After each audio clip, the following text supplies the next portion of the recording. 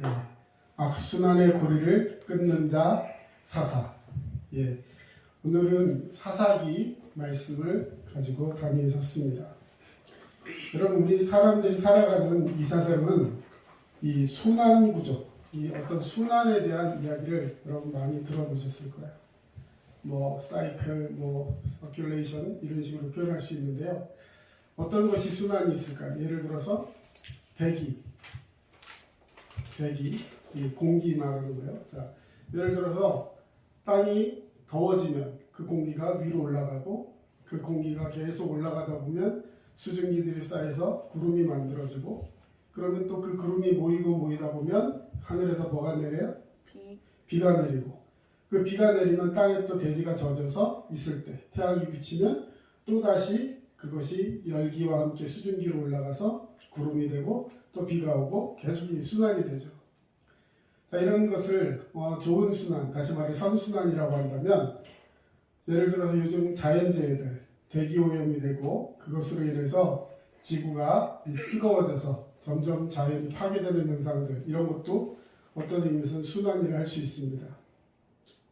순환 중에서도 계속해서 잘못된 건데 계속해서 반복되다 보니까 그 잘못된 것이 점점 안 좋아져서 그 안 좋은 쪽으로 순환이 되는 거죠. 그런 것은 무슨 순환이라고 할까요? 악순환. 예. 예를 들자면 지금 뭐 대기오염, 지구가 이렇게 따뜻해지는 지구 온난화라고 하는데요. 자, 왜 그렇게 될까요? 가장 큰 원인이 뭘까요? 쓰레기랑 그런 걸 많이 버려. 예, 쓰레기 배출도 있고 또 자동차 가스도 배출되고, 그럼 쓰레기에서 배출되는 거랑 자동차 가스에서 배출되는 거랑 또 여러분 무시할 수 없는 게 여러분 좋아하는 야채가 좋아요, 고기가 좋아요? 고기.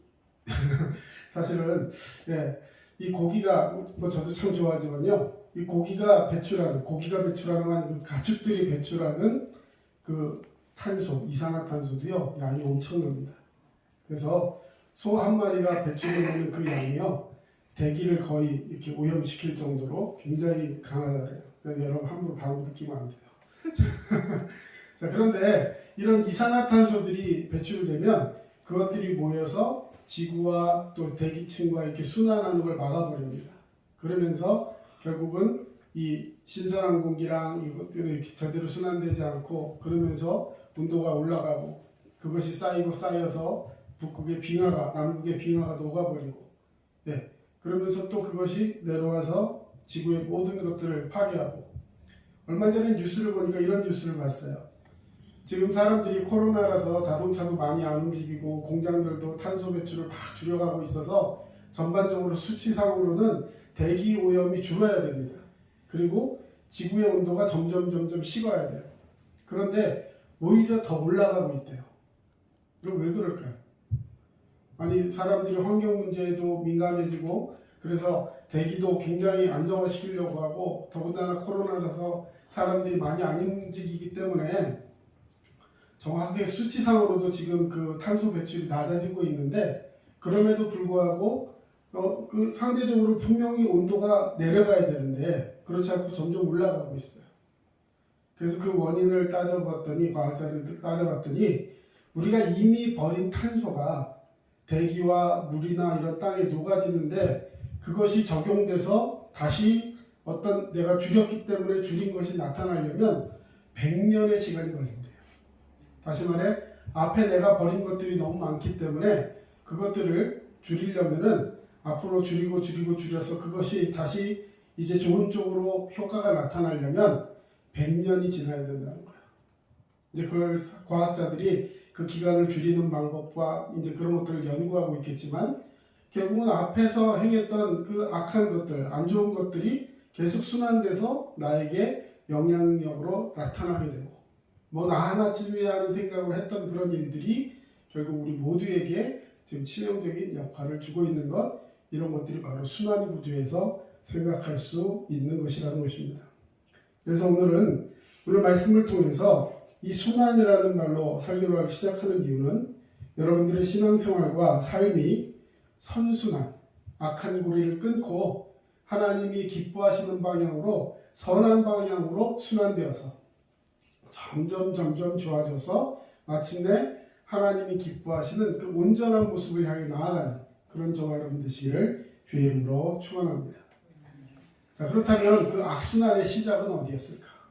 이스라엘의 이야기들을 통해서, 오늘 사사들의 이야기들을 통해서 이 이야기를 해가고자 합니다. 하나님은 이스라엘 백성들이 애굽 땅에서 노예 생활을 할 동안에 430년이라는 그 기간 동안에 그들의 부르짖음을 들으셨어요. 그리고 모세라는 종을 선택하셔서 이스라엘 백성들을 출애굽시켰습니다.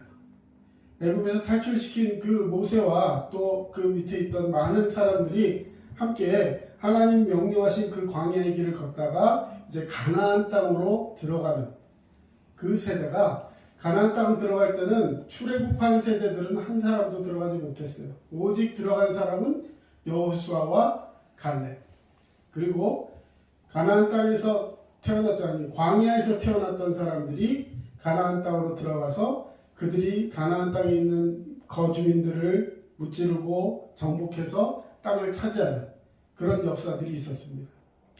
그리고 이제 그 사람들이 다 나이가 먹고 하면서 이제 하나 둘 죽어갔겠죠. 그리고 태어난 사람들이 3세대. 다시 말해서 애굽에서 나와서 광야에서까지 생활했던 1세대가 있었다면, 이제 광야에서 태어나서 가나안으로 들어가서 그 가나안 땅을 정복하고 그 모든 일들을 행했던 2세대, 이제 가나안 땅에서 태어나서 그 사람들이 가나안 땅을 이제 이끌고 가나안 땅에서 거주하며 살아가야 될 세대를 3세대를 알 수 있습니다. 자, 그런데 이 백성들이 하나님께서 그들에게 원하시는 건 딱 한 가지였어요. 하나님의 말씀에 순종하고 믿음으로 잘 살기를 원했어요. 그리고 그 땅에 있는 거민들을, 가나안 땅에 있던 사람들을 다 죽이고 쫓아내라 했어요.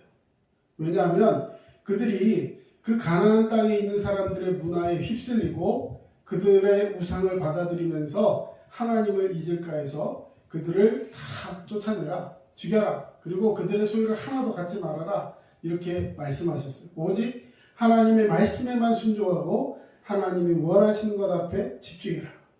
그런데 문제는 그 2세대들에게서 나타납니다.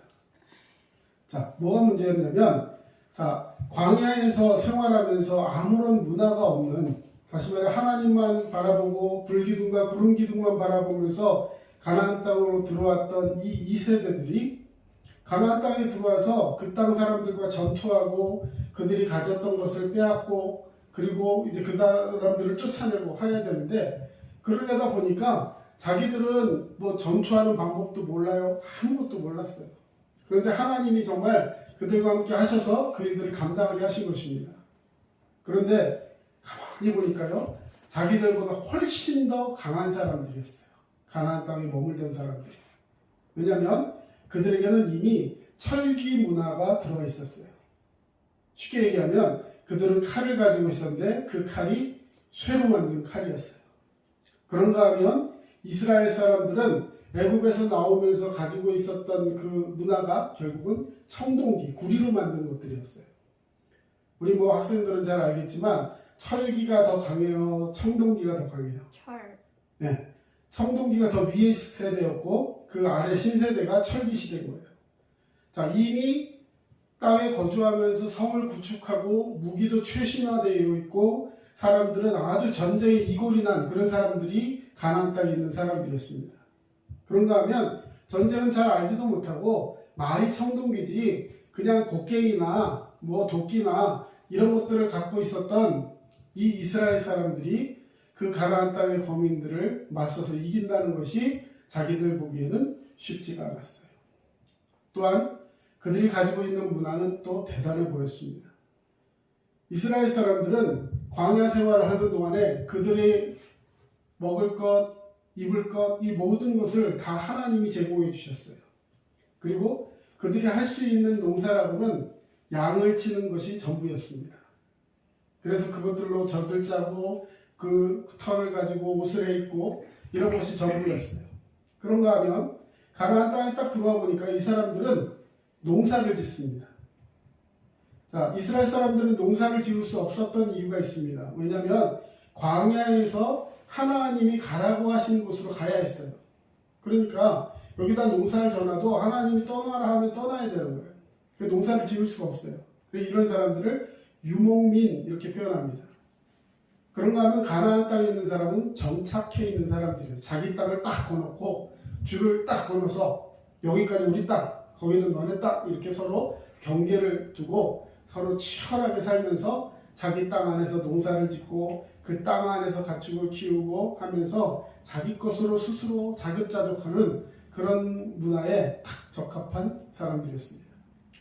그러다 보니까 자기 땅에서 고정된 뭔가를 하는 사람들은요, 어떤 것이 생기냐면 그 땅에 있는 걸 가지고 자꾸 우상을 만듭니다.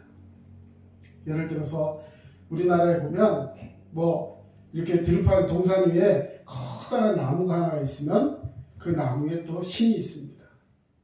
그래서 그 나무에다 뭐 파란색, 하얀색, 빨간색 이런 줄을 막 널어놓고 거기다 막 부적 같은 것도 달아놓고 무슨 때만 되면 거기 앞에다 벅적지근하게 상을 차려놓고 막 빌어가면서 네, 우리 자식들 잘 되게 해달라, 뭐 건강하게 해달라, 아픈 사람 없게 해달라 이런 기복신앙이라고 하죠.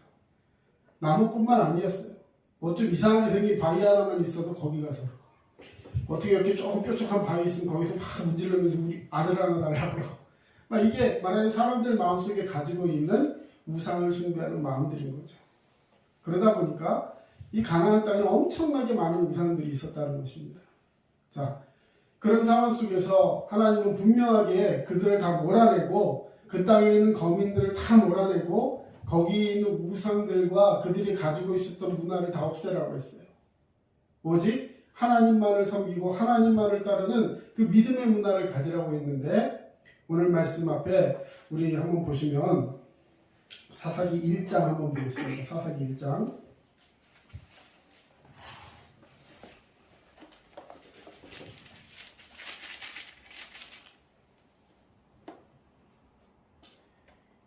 여러분 이스라엘 백성들이 하나님 말씀을 듣고 믿음으로 따라야 하는데 사사기 1장의 처음 말씀 우리 첫 구절을 한번 보겠습니다. 첫 구절 여호수아가 죽은 후에 이스라엘 자손이 여호와께 여쭈어 이르되 우리 가운데 누가 먼저 올라가서 가나안 족속과 싸우리까.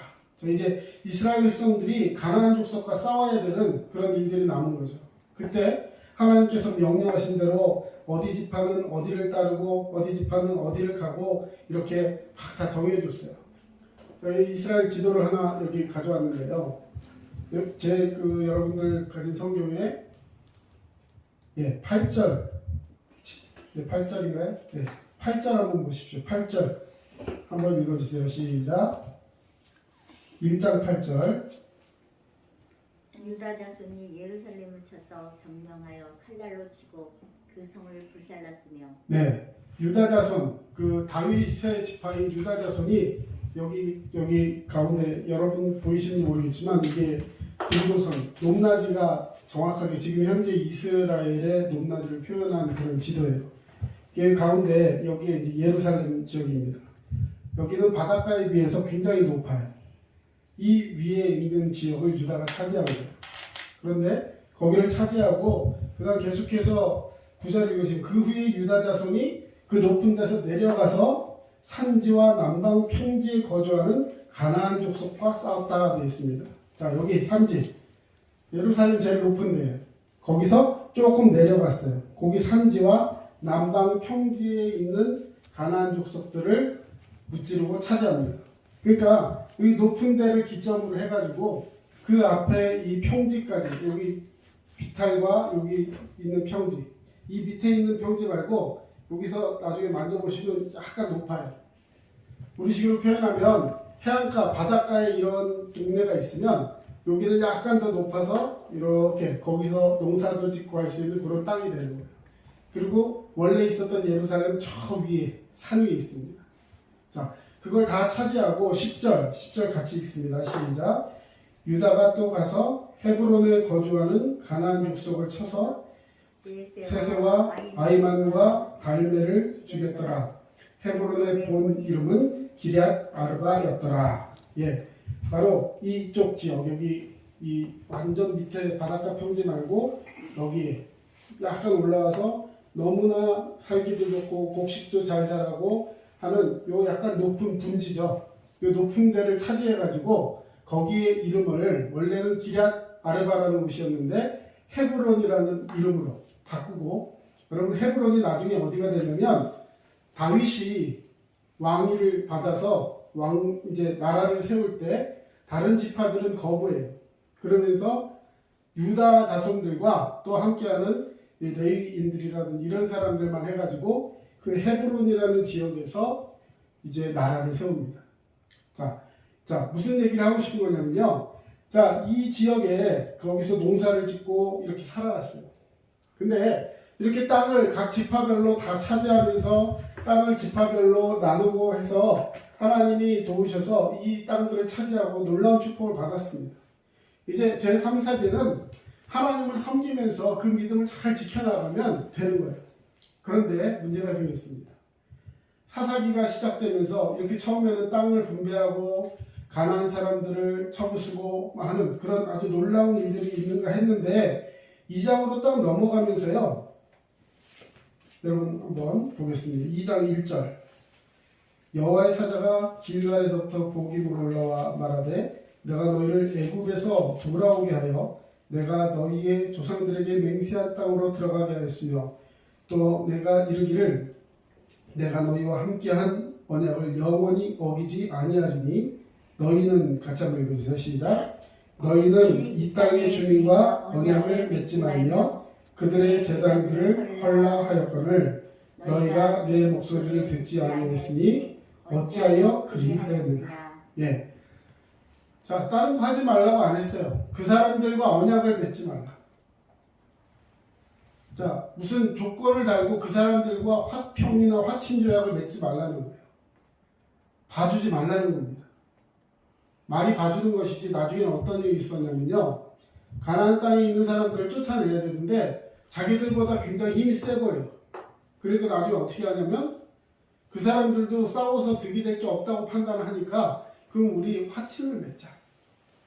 서로 이렇게 침략하지 않고 우리는 딴 데로 더 이상 나가지 않고 딱 여기서만 살 테니까 우리를 죽이지 말고 여기 그냥 있게 해달라. 그러면 우리가 너네한테 좋은 것도 많이 갖다 주고 농사 지식도 전해주고 하면서 너희들을 여기 잘 살 수 있도록 이렇게 가이드 해줄 테니까 우리를 살려달라. 굉장히 높은 위치에 산 게 아니고 사실은 속였어요. 그 사람들이. 자기들은 저 멀리서 온 사람들인데 우리를 좀 이렇게 먹을 것 좀 주고 이렇게 살려주면 우리 평생 은혜를 잊지 않겠습니다. 그러니까 불쌍하니까 받아줬어요. 근데 알고 보니까 여기 사는 사람들이 저쪽으로 돌아가고 반대로 와가지고요. 떡도 일부러 막 곰팡이 쓴 떡 이런 거 갖고 와서 우리가 지금 먹는 게 이런 겁니다. 멀리서 왔다는 거죠. 이런 식으로 속이면서 이스라엘 사람들을 속여서 불쌍해서 우리도 그렇게 떠돌이였는데 힘들었는데 그래 우리가 너희를 받아줄게. 근데 나중에 알고 보니까 그게 아니라 사기였어요. 결과적으로는 하여튼 어떤 식이 됐든지 화친을 하거나 언약을 맺지 말라고 했는데 하나님 말씀에 순종하지 않고 자기들 판단해가지고 뭐 이런 애들은 우리가 커버할 수 있어 뭐 이런 식으로 교만하면서 결국은 하나님이 하지 말라는 것을 하게 됩니다. 그 결과는 어땠을까요?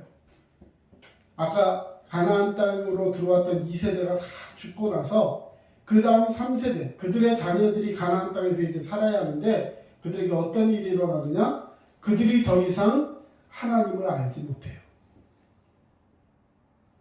이렇게 표현하겠습니다. 아버지가 열심히 사역하고 힘들게 어렵게 해서 이제 말하는 교회에서 사역도 하고 목사님으로서 막 이렇게 열심히 살아왔는데 그 자녀들이 하나님을 믿지 않아요. 믿지 않을 뿐만 아니라 예배도 드려본 적도 없어요. 교회도 안 다녀요. 그리고 그들의 문화, 가나안의 문화에 젖어 살게 되는 거예요. 한두 사람만 그런 게 아니라 그 다음 세대가 전체가 그랬다는 거예요. 여러분 그거 누구 책임일까요? 누가 잘못한 거예요? 2세대가 잘못한 거예요? 3세대가 잘못한 거예요? 2세대. 네. 그 부모들이 왜 그렇게 했을까? 가나안 땅에 있는 그 사람들과 전쟁에 바빠서 그리고 그 남의 땅에 들어와서 그 다 부서진 것을 다시 회복하고 뭔가를 세우려는 그 생각이 바빠서 그리고 그들에게 새롭게 다가온 그 문화에 젖어 살면서 결국 하나님의 말씀을 잊어버리고 살았다는 거예요. 그러니까 자녀들은 하나님이 누군지도 알지 못하고 예배의 귀함도 알지 못하고 그렇게 흘러갔다는 것입니다. 그러면 그들이 어떤 그 문화에 빠졌느냐, 대표적인 것 두 가지만 얘기하겠습니다. 자, 가나안 땅에 있는 사람들은 뭘 기업으로 하는 사람들이라 했어요? 농사 짓는 사람. 농사 지으려면 뭐가 제일 중요할까요? 씨앗, 씨앗? 밭, 그렇죠. 밭. 땅. 땅이 굉장히 중요한 사람이에요. 그리고 땅이 있을 때 땅에 농사를 지으려면 씨앗을 뿌리고 나서 뭐가 있어야 돼요? 뭐가 와야 돼요? 태양, 비가 와야 돼요. 태양은 이 이스라엘 이쪽에는요, 태양이 지긋지긋한 나라예요. 엄청나게 햇빛이 강한데 그 햇빛을 줄여주고 땅을 적셔줘야 되는 비가 있어야 돼요. 자, 그러면 제일 중요한 두 개 나왔어요. 비, 그리고 땅. 이 두 가지를 관장하는 신이 있어요. 비가 내려서 농사를 잘 짓게 만드는 땅, 그 신이 바알 신이에요.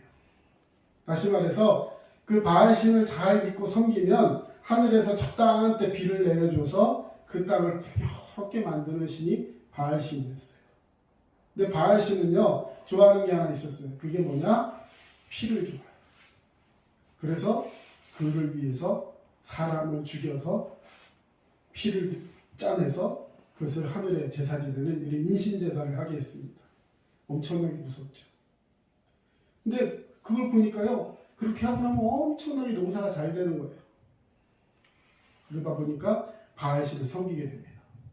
그래서 막 어느 날은 누구의 자식을, 어느 날은 누구의 자식을 하면서 너무나 안타깝지만 그렇게 해서라도 우리가 잘 될 수 있다면 하면서 뭐 한 사람쯤 손해봐도 되지. 막 이런 식으로 하면서 그 바알신을 섬기는 거였어요. 그 다음에 또 비가 오되 어디에 와야 돼요? 비가? 땅에 와야 돼요. 그래서 땅이 축복을 받아야 된다 하면서 그들이 섬긴 신이 아세라 신이었어요.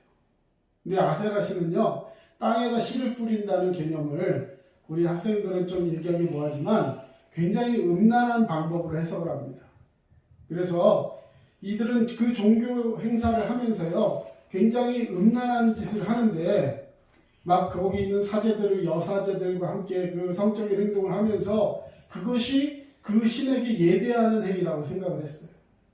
그러다 보니까 굉장히 사람들이 음란하게 됩니다. 여러분, 죄는요, 한번 맛보면 그 다음에 점점 더 빠져들게 해서 나중에 더 악한 죄를 지어도 그냥 그것을 쾌감으로만 생각하게 돼요. 사람을 죽이고 정상적인 가정이 아닌 어떤 그 다른 사람들과 그 음란한 행위를 하면서 그것이 자기들이 잘 되는 방법이라 생각하니까요, 그 다음에 죄 짓는 것을 두려워하지 않아요. 마치 이 시대의 사람들이 가정의 소중함과 그 순결을 생각하지 못하고 그냥 즐기기만 하면 된다는 식으로 세상이 악해져가는 그 모습과 다를 것이 하나도 없습니다. 결과적으로는 하나님께서 그들의 모습을 보시고 그들을 벌하십니다. 그 벌은 다른 것이 아니라 하나님이 침묵하시는 것이었어요. 죄를 짓는데 하나님이 아무 말씀도 안 하세요.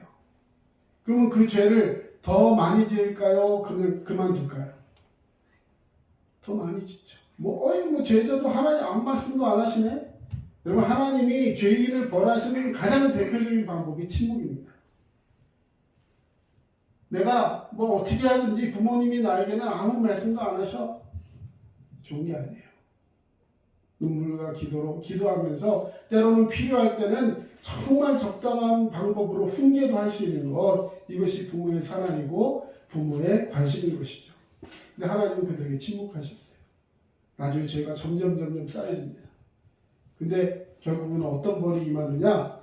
그동안 하나님이 지켜주셔서 그들 옆에 있으면서도 그들을 괴롭히지 못했던 강대국들이 스물스물 일어나는 거예요. 그래서 그들이 그들에게 와서 자꾸만 괴롭힙니다. 아까 말했던 이제 유다 지파들이 여기를 차지했다 그랬어요. 예루살렘은 여기 있고 여기 분지를 차지했어요. 자, 엄청나게 농사가 잘 되는 지역이다 말씀드렸어요. 근데 이쪽에 쫓아내지 못한 민족들이 있었어요. 여기뿐만 아니라 다른 데도 있었어요. 자, 근데 이 사람들은요, 여기 바닷가에, 자, 바닷가에서 농사가 될까요, 안 될까요? 안 돼요. 모래사장에서. 안 돼요. 안 되죠. 왜 안 돼요? 땅이 안 좋아. 이게 아니에요. 비도 와도요, 다 그냥 쓸려 나가버려요. 그렇기 때문에 여기서는 농사를 질 수가 없어요. 근데 이 사람들이 와가지고 얘네를 쫓아냈기 때문에 얘들 끝에 여기 몰려서 이방인들이 여기 살고 있었어요. 그런데 농사를 다 져놓습니다. 그러면 어떤 일이 일어날까요? 언제 이 사람들이 다시 쳐들어올까요? 이 사람들이 일로 쳐들어와요. 언제 쳐들어올까요? 1번 씨 뿌릴 때, 2번 곡식이 잘 자랄 때, 3번 곡식을 다 거두어서 추수할 즈음에, 3번. 4번 추수 다 하고 자기네 땅 여기 예루살렘으로 돌아갔을 때, 3번. 3번. 네, 3번. 맞아요. 여러분 추수를 딱 해가지고요, 곡식단을 딱 묶어가지고 이제 수레에다 해가지고 이 위에 있는 자기 본진으로 해서 창고로 딱 가기 전에 수리에 딱 얹을 때쯤 돼가지고 쳐들어와요. 다 저놈이 쳐들어와. 왜 그래요? 그거 가져가려고. 뺏어가려고. 뺏어가려고. 근데 하나님이 가만죠. 이들은 기가 막힐 노릇이 열심히 다 농사해놨더니요, 이 사람들이 와가지고 다 뺏어가고 여기 또 불을 다 질러버려요. 그 사람들 죽이고 그리고 또 가버려요. 뭐 이런 식으로 괴롭히는 겁니다.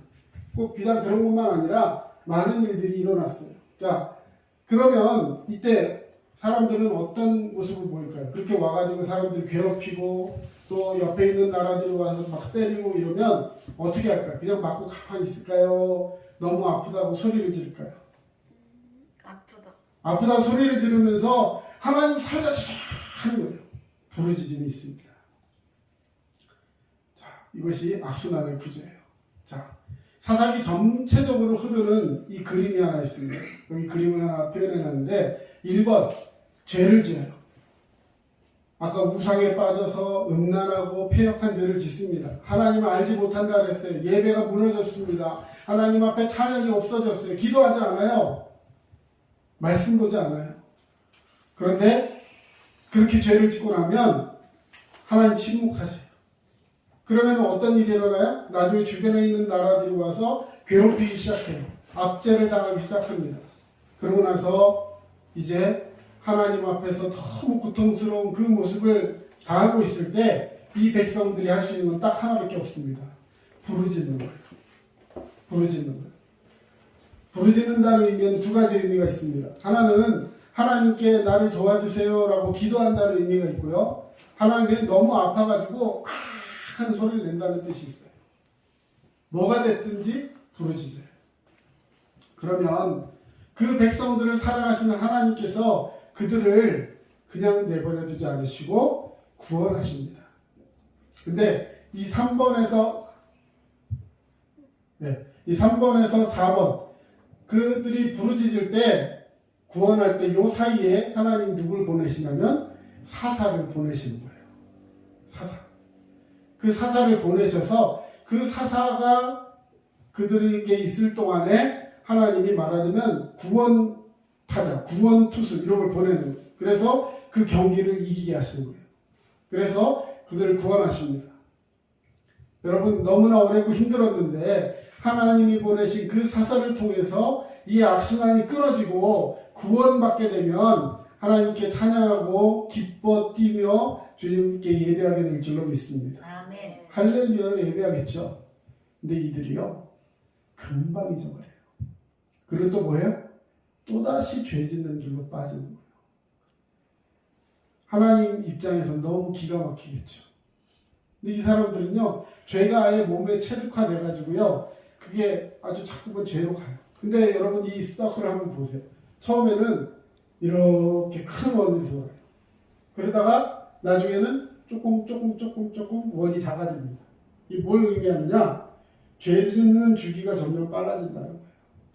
점점 해서 나중에 그막 딱 그러면서 나중에 결국 패망의 길로 가게 되는 거. 이게 악순환이 그냥 이렇게 도는 계속 제자리에서 도는 것이 아니라 점점 죄를 향하여 나아가고 있다는 거예요. 여러분, 이 고리를 끊어야 되는 것, 그리고 이 고리를 끊는 것이 하나님께서 선택하신 사사의 사명이었던 것이죠.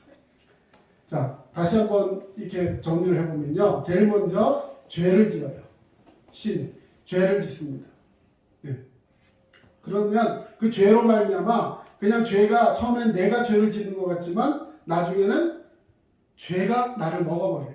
그 죄의 노예가 되어버리는 것이죠. 그러면 너무 힘들어서 간구합니다. 부르짖게 돼요. 하나님께 부르짖게 됩니다. 오늘 함께 찾아겠지만 부르짖으라 내게 말씀하셔서 부르짖으라 말씀하셔서 부르짖었더니 하나님이 그 소리를 들으시고 우리에게 응답으로 구원하여 주시는 줄로 믿습니다. 아멘. 그때 누구를 보내신다고요? 사사를 보내셔요. 사사. 근데 금방 잊어버리고 말아요. 이게 우리 인간의 악한 인생의 순환고리라는 것이죠. 자, 이걸 끊게 되는 것이 바로 사사라는 것입니다. 악순환의 고리를 끊는 자 사사. 그래서 오늘 저는 이 말씀의 주제에서 저와 여러분이 하나님께서 택하신 사사처럼 하나님 앞에 쓰임받는 자 되기를 주의 이름으로 축원합니다. 아멘. 자, 사사라는 건 뭐냐면 히브리어로 샤파트. 전 저거 잘 안 외워져 가지고요. 쉐파트로 외웠어요. 쉐파트. 네. 하나님이 탁 이렇게 지켜주셔가지고 명령한 사람은 쉐파트. 독일에 있는 품종 개인데요. 굉장히 순종함이 강합니다. 그리고 엄청나게 강한 이 품종이에요. 쉐파트. 근데 쉐파트라는 그 말의 뜻은요. 다스린다. 재판한다. 이런 뜻을 가지고 있어요. 이들은 당시에 왕도 없고 제사장이 없어요. 왜? 하나님 알지 못하고 예배도 드리지 않으니까, 그리고 그 당시에는 아직까지 왕이 없는 시대다 보니까 자기 옳은 대로 그냥 해오는 거예요. 그러다 보니까 예배가 무너지고 하나님을 알지 못하는 그런 삶이 되는데, 자, 결국에는 이들이 왕이 무슨 역할을 하느냐? 평화로울 때는 왕을 뭐 하는 사람이에요? 백성을 지켜주고, 백성들이 예를 들어서 궁금해하거나 서로 간에 싸우거나 하면 그들을 잘 재판하고 판단해가지고 중재하고 하는 거, 이게 왕의 역할입니다. 그러다 전쟁이 딱 나면 왕은 뭐 하는 사람이에요? 나가서 싸워야죠. 그리고 자기 백성을 지키는 사람이에요. 평소에는 자기 백성들을 판단하다가 전쟁이 딱 나고 나면 백성을 지키는 사람이에요. 여러분 이해가 되시나요? 왕은요, 평소에는 나를 판단해요.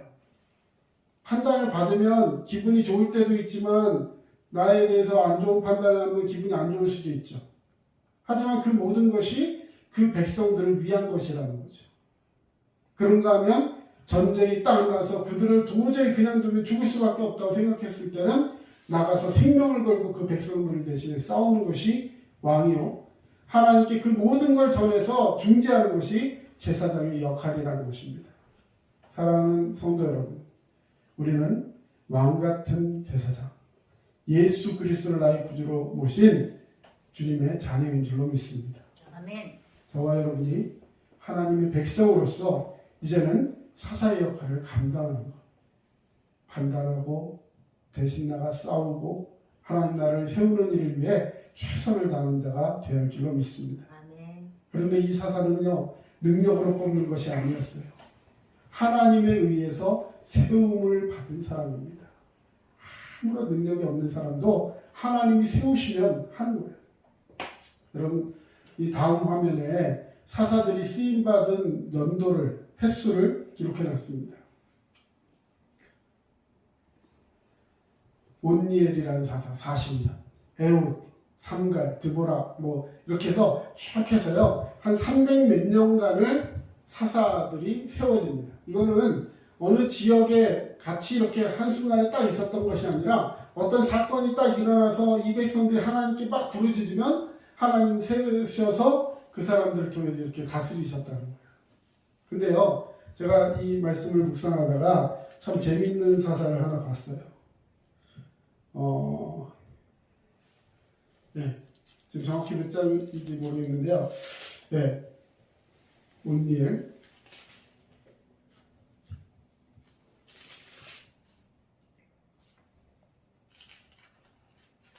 예, 여러분 3장 한번 보겠습니다. 3장.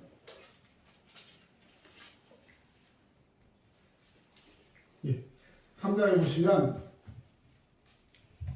그 온니엘, 그 다음에 에훗, 그리고 나서 그 다음 사사가 누구죠?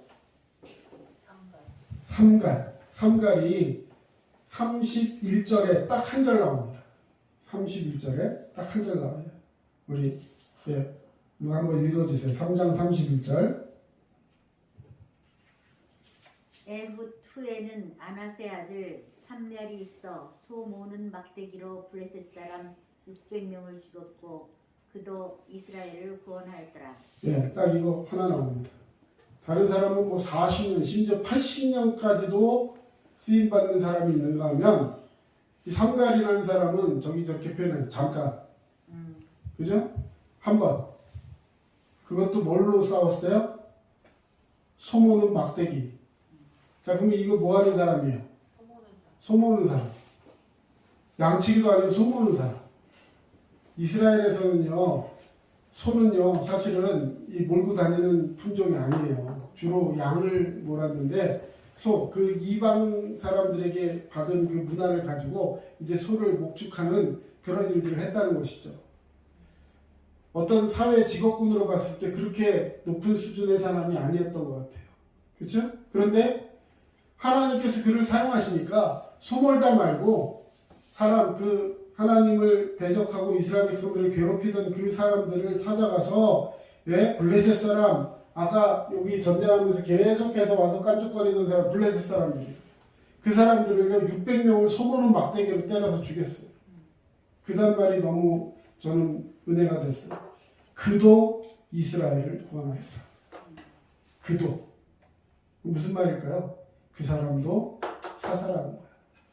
우리가 봤을 때는 잠깐 그냥 반짝하면서 사사 같지도 않으면 다른 사람들은 좀 뭐 한 그 정통성을 가지고 이렇게 막 쭉 뭐 기둥은 우리가 다 알잖아요. 뭐 이런 사사들이 있는가 하면 그냥 잠깐 한번 나와가지고 하는 것 같지만 하나님께서는 그 사람도 사용하셨다는 거예요. 사랑하는 성도 여러분, 하나님께서 저와 여러분을 사용하여 주실 줄로 믿습니다. 아멘. 이제 말씀의 결론을 맺습니다. 그러면 이렇게 하나님께서 쓰임받는 악순환의 고리를 끊고 하나님의 말씀을 통해서 믿음으로 살아가기를 원하는 그 백성들이 어떻게 하는 것이 주님 앞에 쓰임받는 비결일까? 저는 디모데후서 3장 14절 말씀을 기록해 놓았습니다. 우리 같이 한번 읽겠습니다. 시작. 그러나 너는 배우고 확신한 일에 거하라. 너는 내가 누구에게서 배운 것을 알며. 예, 배우고 확신하라. 그리고 거기에 거하라. 여러분, 이것은 배우는 것으로 끝나는 것이 아니라 그걸 몸에 익히라는 거예요. 우리 두드림교회 성도님들 하나님 말씀을 사모하시기를 축원합니다. 아멘. 그것을 몸에 익혀야 돼요. 오늘 이 시점에서 우리나라의 유명한 분 한 분을 소개하고 설교를 마치려고 합니다. 이분은 타고난 돌머리였어요. 네. 머리가 얼마나 안 좋았냐면 가장 옛날에 과거 시험을 봤는데 과거 시험 보기 전에 아주 어렸을 때 보는 초등학교생들이 보는 그런 책이 있었대요. 근데 그 책은 한 번만 봐도 그냥 다 이렇게 알 수 있는 건데 이 사람은 그거를 10번, 100번을 봐도 무슨 내용인지 모르고 외우질 못하는 거예요. 근데 과거를 시험을 봐야 됩니다. 그런데 과거 시험을 보고 오면 번번이 떨어지는 거예요. 아무리 시험을 봐도 안 돼. 심지어 그 아버지는요, 꽤 높은 관직에 있었던 사람이에요. 그러니까 사람들이 기대치가 있었겠죠. 아버지는 그렇게 석학이시고 공부도 잘하시고 정치 인문에서 이렇게 좋은 공무원도 했는데 너는 왜 그러냐? 이런 얘기 할 거 아니에요. 특히 그 주변의 친척들, 이 친척들이 굉장히 골치 아프게 만드는 거예요.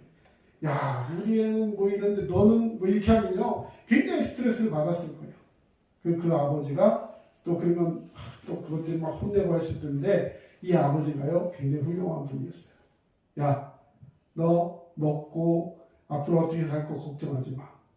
내가 다 책임져 줄 테니까 너는 계속해서 공부하면서 과거 시험을 봐라. 내가 너 살아있을 동안에 너를 잘 돌보겠다. 그러면서 너 60세까지 과거 도전해봐. 네? 과거가요, 보통 한 15, 16살 보면 그때부터 보는 거랍니다. 근데 진짜로요, 중요한 건 이 사람이 계속해서 시험을 쳤는데 59세의 과거에 합격해요. 삼수도 아니고, 네, 10수도 아니고, 20수도 아니고, 30수도 아니고, 더 계속 봅니다. 근데 결국에는 59세에 합격해. 근데 너무 늦게 합격해서 관직에도 못 올랐어요. 근데 저는 오늘 이분을 왜 소개하느냐? 이분이 특징이 하나 있습니다. 잘 못 외운다 그랬죠. 근데 100번이고 1000번이고 똑같은 것을 계속해서 봐요. 나중에 결국은 그걸 다 외웠다는 거예요. 그래서 저는 이분이요, 요즘 초등학교, 중학교, 고등학교 그 수업 시간에도 등장하는 분이래요. 탁월한 공부 방법. 그래서 증평이라는 곳에 저 기념관을 세웠다고 합니다. 김득신 문학관. 그래서 그 비묘의 묘비에다 이렇게 써놨대요. 재주가 남만 못하다고 스스로 한계를 짓지 마라. 나보다 어리석고 둔한 사람도 없겠지만 결국에는 이름이 있었다. 모든 것에는 힘쓰는데 달렸을 따름이다. 그래서 이 김득신 독서법 뭐 이런 게 있어요. 많은 것을 지금 스피드 시대에 남들보다 효율적이고 뭔가 막 해갖고 착착착 이렇게 생각을 하는데 그런 사람도 있겠죠. 하지만 중요한 것은요, 그렇게 배운 것은 오래가지 않습니다. 하지만 계속해서 곱씹어서 그것이 그러한가 하면서 배우고 확실한 일에 거하는 사람은요, 누구도 당해낼 수가 없어요. 이 사람은 비록 59세에 과거에 합격해서 뭐 입신양명하지는 못했지만요, 나중에 어떤 사람이 되느냐, 조선 최고의 시인이 돼요. 왜? 책을 너무 많이 봤기 때문에 그 문학성이라든지 이런 남다른 감수성이 있었고, 나중에 한 69세, 59세에서 한 10년 동안 글을 썼는데 그 글들이 나중에 조선 후기에 엄청난 작품들로 남게 됩니다. 사랑하는 성도 여러분, 우리가 매일 말씀의 기름 부음이 우리 안에 있기를 원합니다. 아멘. 매일 기도로 여러분을 갈고 닦는 일이 우리가 하나님 앞에 서는 거예요. 죄를 멀리하고 거룩하고 정결한 삶을 살아가고 그 모든 것을 통해서 주의 말씀에 순종하는 삶을 살고자 할 때 저와 여러분은 악한 그 순환의 고리를 끊는 사사와 같은 믿음의 사람 될 줄로 믿습니다. 아멘. 그런 믿음으로 승리하시기를 주의 이름으로 축원합니다. 아멘. 사랑의 주님 감사합니다. 오늘도 귀한 말씀 주시고 우리를 이제 그 악한 순환의 고리에서 끊어내게 하시는 사사처럼 하나님께서 세우시고 인도하실 줄로 믿사오니 주님 그 말씀 앞에 순종하며 배우고 확신한 일에 거하는 믿음의 사람 되게 하여 주시옵소서. 아멘. 이제는 우리 주 예수 그리스도의 은혜와 하나님 아버지의 크신 사랑하심과 성령님의 도우심과 위로교통 충만하심이 믿음 안에 살아가기를 원하며 주의 말씀 앞에 승리하기를 원하는 모든 주의 백성들 머리 위 이제로부터 영원토록 함께 하시기를 간절히 축원하옵나이다. 아멘. 아멘.